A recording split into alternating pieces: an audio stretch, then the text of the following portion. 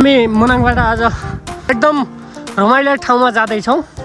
यहाँको मनाङको दृश्य यस्तो छ है त। सो हामी चाहिँ घुम्न जाँदैछौँ होइन, अनि हामी घुम्न भनेर निस्केको। अनि यहाँबाट पारी यता माथि चाहिँ हिउँ जमेको ठाउँ छ भनेर हामी चाहिँ खोलामा जाँदैछौँ।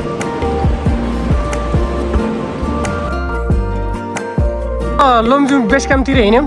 हाम्रो बोर्ड देख्न सक्नुहुन्छ तपाईँहरूले, लमजुङ बेस क्याम्पको बोर्ड। हाम्रो पुग्नलाई लगभग 3 घन्टा लाग्छ यहाँबाट माथि। ठिक छ, यहाँ लेक लाग्दैन होइन भाइ? लेक लाग्दैन छैन, लेक लाग्ने सम्भावना त्यतिहरू छैन, काफी बढेको छैन है कसैको। अनि त्यही अक्सिजन चाहिँ मजाले पुगिरहेछ भन्नु। अब हिउँ आउन सुरु गर है गाइजहरू यता। ल ठिक छ, हामी अब यहाँ तलबाट झर्दैछौँ। ल ए हिउँ खोलाभरि आइस छ भाइ, बिस्तारै हिँड्यौँ बिस्तारै।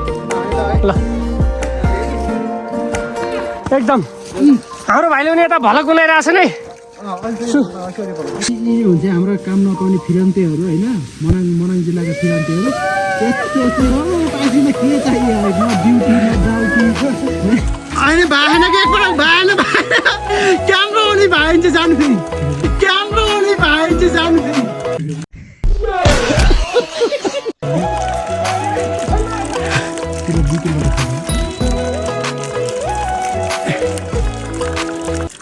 दाइ बुवालमा लग के हो? 4645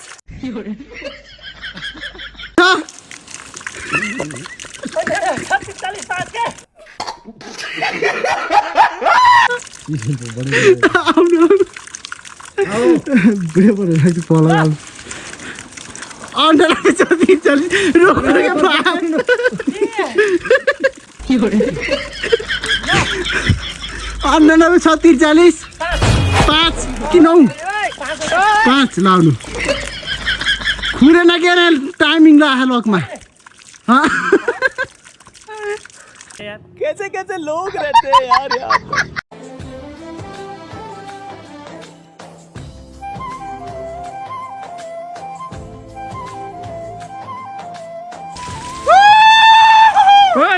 झरा भिडियो भा टिकटक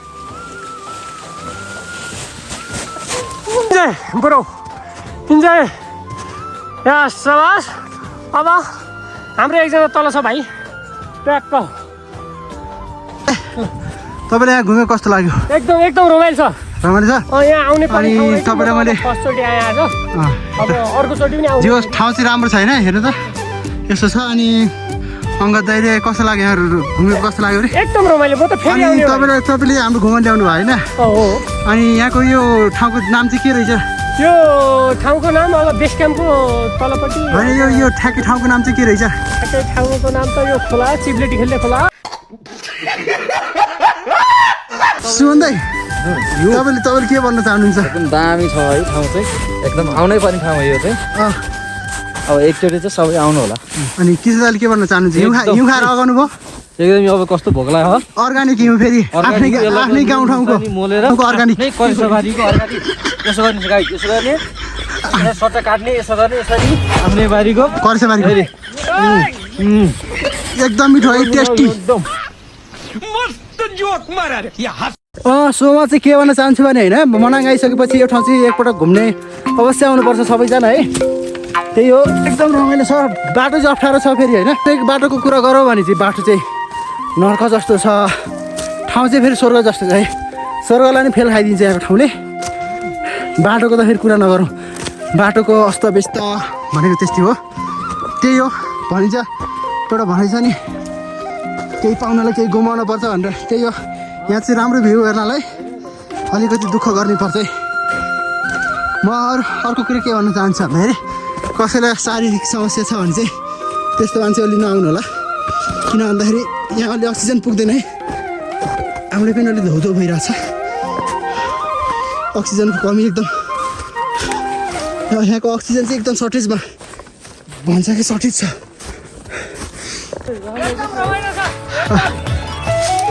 एकदम रमाइलो छ है त, तपाईँहरू पनि घुम्न आउनु होला।